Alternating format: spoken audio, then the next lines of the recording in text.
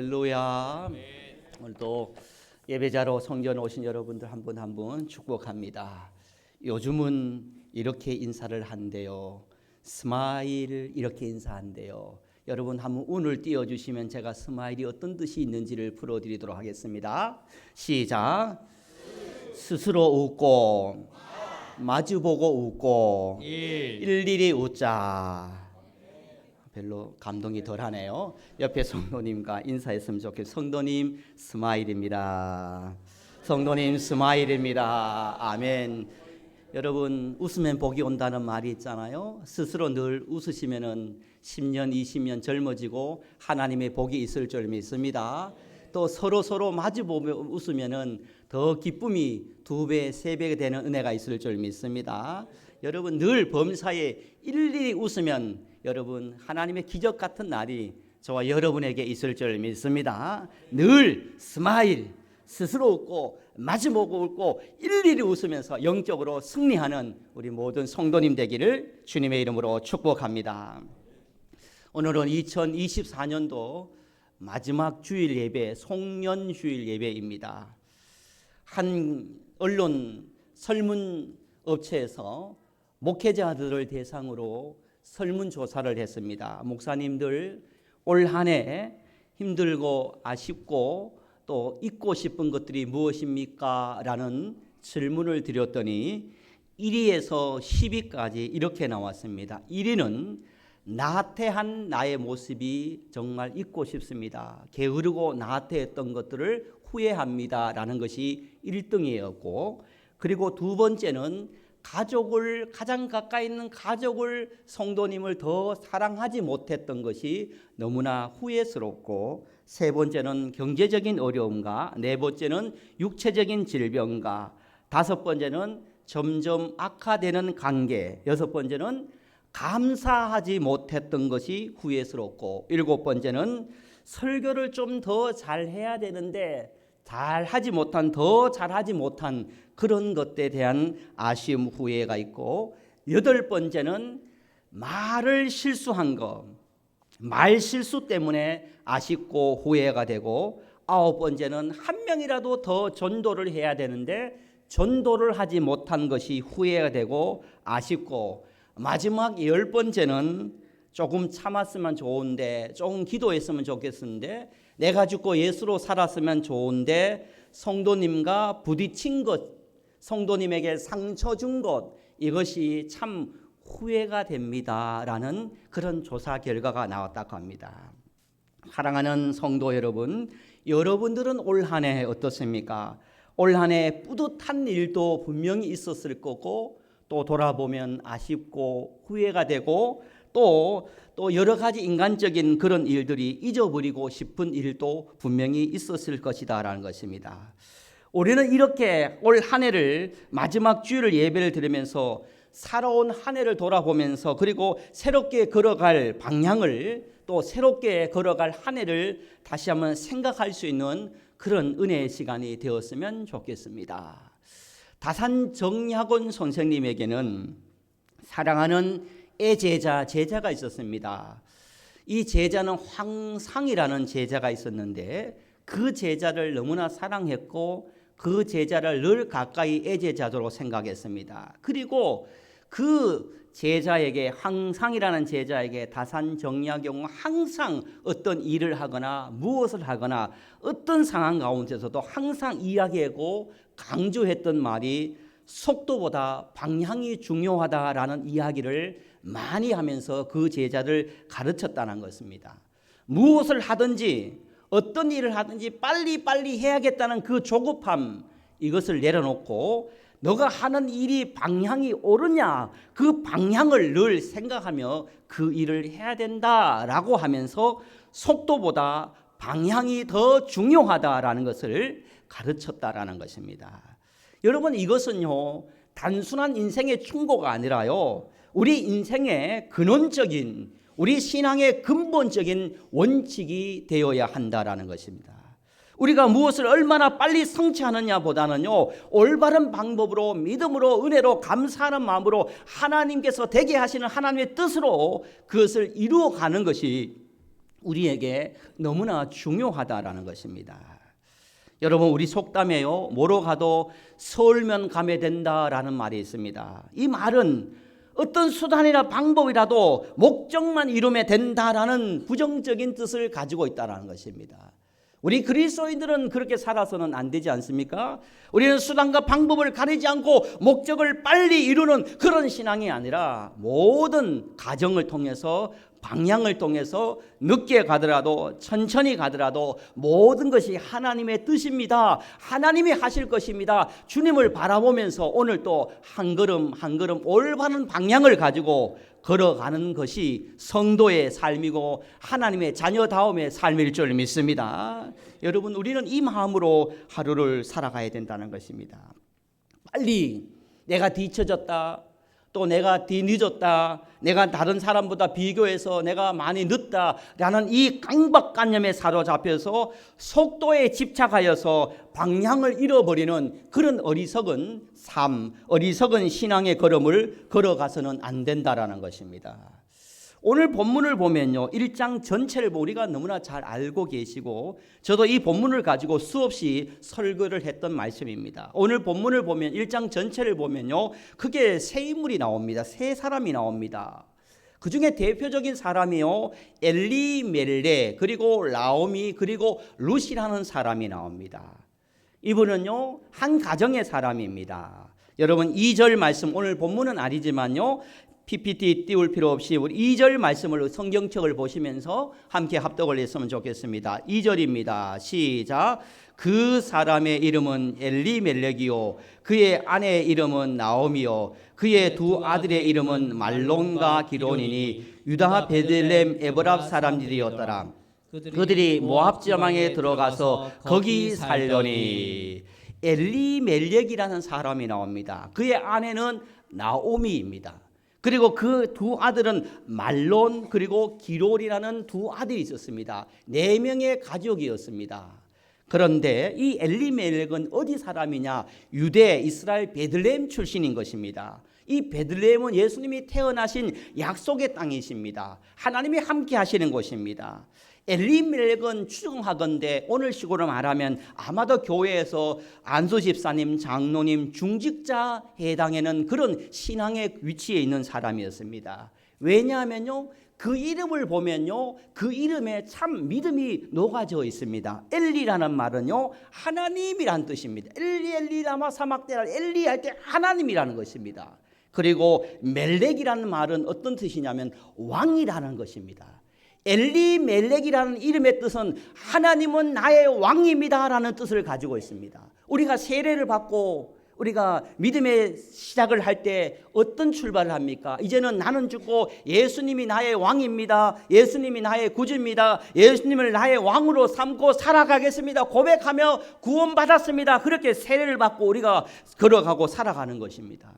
엘리멜렉도 그 시대에 엘리 하나님은 나의 왕입니다 라는 그런 고백을 가지고 엘리멜렉이라는 이름을 가지고 평생 하나님을 나의 왕으로 삼고 살아가겠습니다 라고 고백하며 살았던 인물이 바로 엘리멜렉입니다. 저와 함께 고백했으면 좋겠습니다. 하나님은 나의 왕입니다. 아멘입니까? 아멘. 하나님은 엘리멜렉입니다. 엘렉입니다. 여러분 가정에, 여러분 사업장에, 여러분 인생에 하나님이요 왕이시고 엘리멜렉의 삶을 살아야 되는 것입니다. 그런데 이렇게 믿음으로 살았던, 믿음으로 출발했던 믿음의 사람이요, 잠시 문제가 생깁니다. 어려움이 생깁니다. 어떤 문제가 생겼습니까? 어떤 어려움이 생겼습니까? 1절 말씀을 보면 이렇게 말하고 있습니다. 우리 1절 말씀을 죄송합니다. 함께 천천히 합독해 보도록 하겠습니다. 시작. 사사들이 치리하던 때에 그 땅에 흉년이 드니라. 유다 베들레헴의 한 사람이 그의 아내와 두 아들을 데리고 모압 지방에 가서 거류하였는데, 여러분 그 엘리멜렉이 사던 그 시대에 흉년이 듭니다. 그런데 흉년이 들자 그 엘리멜렉 그리고 아내와 두 아들을 데리고, 엘리멜렉과 나오미와 말론과 기론을 데리고 하나님의 약속의 땅, 은혜의 땅, 예배의 땅, 축복의 땅, 하나님이 하실 자리 베들레헴을 버리고 엘리멜렉이 어디로 갑니까? 하나님이 싫어하는 모압이라는 곳으로 내려가게 된다는 것입니다. 은혜의 자리를 버립니다. 예배의 자리를 버립니다. 신앙의 자리를 버리고 하나님께서 기뻐하지 않는 그런 세상의 상징이고 사단의 상징이고 하나님이 기뻐하지 않는 그런 자리, 그런 삶의 자리로 모압으로 바로 엘리멜렉과 나오미와 그의 두 아들을 데리고 내려가는 장면이 나옵니다. 엘리멜렉의 마음속에는 그런 마음이 있었을 것입니다. 내가 흉년이 들었기 때문에, 먹고 사는 문제 때문에 너무나 어렵고 너무나 힘들기 때문에 내가 빨리 이 가정을 회복시켜야 된다는 그 조급함 때문에, 빨리 일어서야 된다는 마음 때문에, 빨리 배고픔의 문제를, 흉년의 문제를 해결하기 위해서는 내가 빨리 이 자리를 버리고 모압으로 가야 된다는 그런 인간적인 생각에 사로잡혀서 믿음의 자리를, 신앙의 자리를 버리고 모압으로 가버렸다라는 것입니다. 예배도 중요하지만 더 중요한 것은 먹고 사는 문제 아니야 라는 생각이 들어오는 것입니다. 기도도 중요하지만 기도보다 내가 바쁜 일이 더 소중하니까 기도는 나중에 시간 될 때 하고 내가 바쁜 일부터 하고 난 다음에 기도해야지 라고 하면서 기도 자리를 내려보았다는 것입니다. 예배는 나중에 드려도 충분해, 내가 건강히 있을 때 섬겨도 돼 라고 하는 식으로 생각하면서 그 베들레헴 자리의 은혜의 자리를 버리고 모압으로 내려갔던 사람이 바로 엘리멜렉이라는 사람이었다는 것입니다. 여러분, 신앙생활을 하면서 여러분 꼭 기억하시기를 바랍니다. 이런 신앙인이 되어서는 안 됩니다. 면이라는 신앙을 버려야 됩니다. 따라합니다. 면이라는 신앙을 버리자. 여러분, 면이라는 신앙을 버려야 됩니다. 무슨 말입니까? 하나님께서 축복해 주시면 제가 신앙생활을 잘하겠습니다. 제가 예수님 잘 믿겠습니다. 하나님께서 건강을 주시면 내가 더 봉사를 잘하겠습니다. 하나님께서 이렇게 해주시면 제가 더 순종하겠습니다. 이 신앙을 여러분 버려야 되는 것입니다. 해주시면 하는 신앙은 안 되는 거예요. 여러분, 그런 신앙 위에 여러분 어떻게 해야 되냐면, 여러분이 순종하면, 예배하면, 여러분 기도하면 하나님께서 축복해 주시면 믿고 먼저 순종하고 먼저 기도하고 먼저 예배할 때 여러분 인생의 축복의 문이 열리는, 은혜의 문이 열리는 은혜가 있을 줄 믿습니다. 내가 믿으면 여호와의 하나님의 영광을 보리라라고 말합니다. 아브라함이 축복을 받아서 순종한 거 아니잖아요. 아브라함이 독자 이삭을 받고 먼저 모리아산으로 그래 간 거 아니잖아요. 하나님께서 여러분 아브라함이 먼저 순종할 때 축복의 문이 열려졌던 것입니다. 여러분, 먼저 순종하면 축복의 문이 열려질 줄 믿습니다. 먼저 여러분 하나님께 나아가면 은혜의 문이 열려질 줄 믿습니다. 하나님과 절대 거래하면 안 되는 거예요. 내가 먼저 순종하면, 내가 먼저 예배하면, 내가 먼저 겸손하면, 내가 먼저 헌신하면 하나님께서 그냥 덤으로 주시는 거예요. 모압이요, 엘리멜렉이 그런 생각을 가지고 잘못된 방향을 가지고 모압으로 내려갑니다. 이 모압으로 내려갈 때요, 그 잘못된 방향을 가지고 모압으로 내려갈 때 엘리멜렉은 어떻게 되었습니까? 그의 시선은요, 속도에 초점을 맞췄습니다. 빨리 모압에 가서 빨리 먹을 거리를 해결하고 빨리 가정을 일으켜서 살아야겠다는 그런 거기에 집착하고 그 속도에 마음이 사로잡힐 때 결국에는요, 엘리멜렉은 모압에서 어떤 일이 있었냐면은 엘리멜렉은 거기서 모압에 죽습니다. 그리고 말론과 기론 두 아들도 거기서 죽게 됩니다.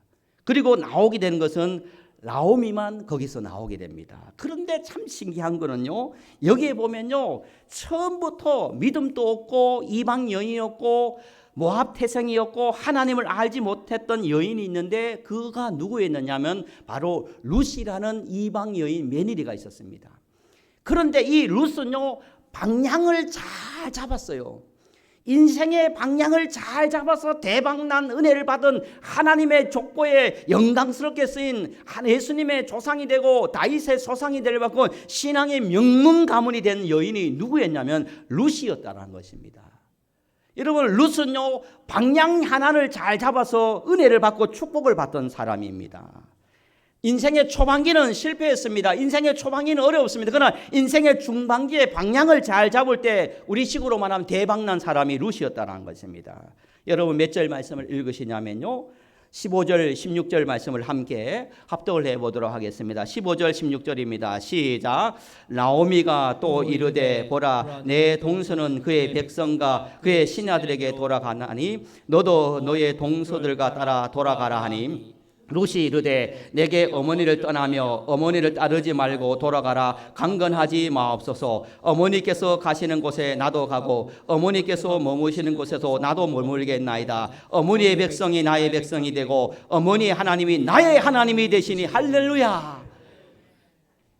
남편도 잃어버렸어요. 두 아들도 잃어버렸어요. 한 며느리는요 자기 나라로 떠나갔어요. 고향으로 갔어요.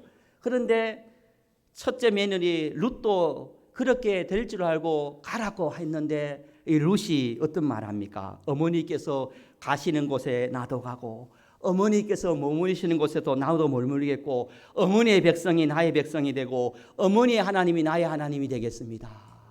아멘입니까? 룻이 인생의 중간비에 무엇을 잘했습니까? 어머니께서 가시는 곳, 어머니께서 머무시는 곳, 어머니의 백성, 어머니의 하나님, 이 말은 한마디로 말하면 룻이 그 인생의 방향을 다시 잡았다는 것입니다.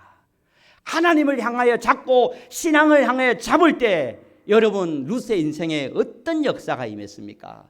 룻이 보아스를 만나고 베들레헴의 유력한, 우리식으로 말하면요 재력도 있고 권력도 있는 그런 훌륭한 남편을 만나게 됩니다. 재혼을 하게 됩니다. 결혼을 하게 됩니다. 그래서 그 후손들이 누가 태어나냐면 다윗이 태어나고 예수님이 태어나서 한마디로 말하면 신앙의 명문 가문이 되는 하나님의 부어주시는 충만한 역사와 은혜가 임했다라는 것입니다. 룻이 잘한 것 단 한 가지예요. 어떤 것을 잘하냐면 속도에 집착하지 않고 방향을 잘 잡으니까요 결국에는 중반기 후반기가 더 잘 되는 하나님의 역사와 하나님의 축복과 하나님의 은혜가 임했는 것입니다. 사랑하는 오촌 남북의 성도 여러분, 여러분 올 한 해 어디에 여러분 방향을 잡고 오셨습니까? 엘리멜렉처럼 속도에 빨리빨리 내가 일어서고 회복돼야 된다고 모압을 세상을 잡고 왔습니까? 아니면 룻처럼 어머니의 하나님이 나의 하나님이 되고 어머니의 백성이 나의 백성이 되고 어머니의 나라가 나의 하나님 나라가 된다는 그 방향을 가지고 여러분 살아오셨습니까? 여러분 다시 2025년도를 한 주 왔다면서요 내가 조금 늦더라도 조금 천천히 가더라도 여러분 꼭 여러분 속도보다는요 내가 거룩한 방향을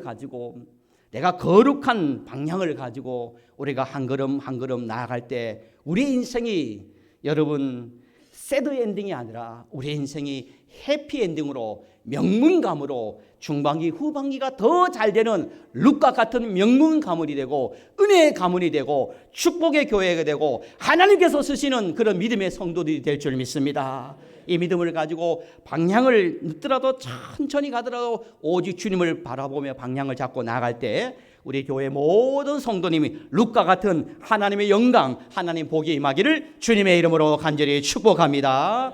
아버지 하나님 너무너무 감사해요.